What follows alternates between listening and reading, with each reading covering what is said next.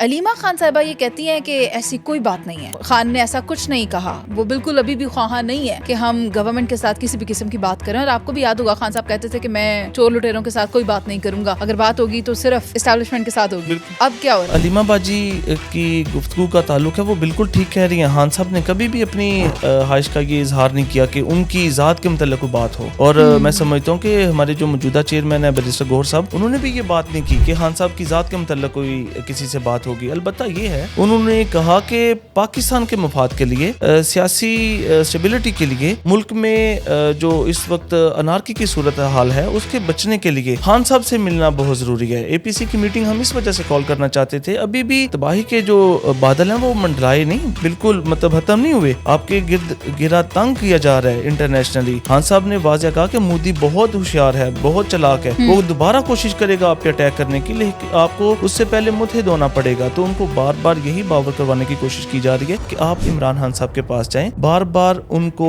Political لوگوں سے ملاقات نہ روکی جائے. آپ نے دیکھا کہ کل بھی ان کا ملاقات کا دن تھا، روک لیا گیا، نہیں ملنے دیا جا رہا. ایک ایسا شخص ہے جو ملک و قوم کا وہ لیڈر جس کو عوام نے ووٹ دیا، تو آپ کیسے عوام کی امنگوں کا فیصلہ ان لوگوں سے کروائیں گے، 17 سیٹوں والوں سے جن کو لوگ ناپسند کرتے ہیں.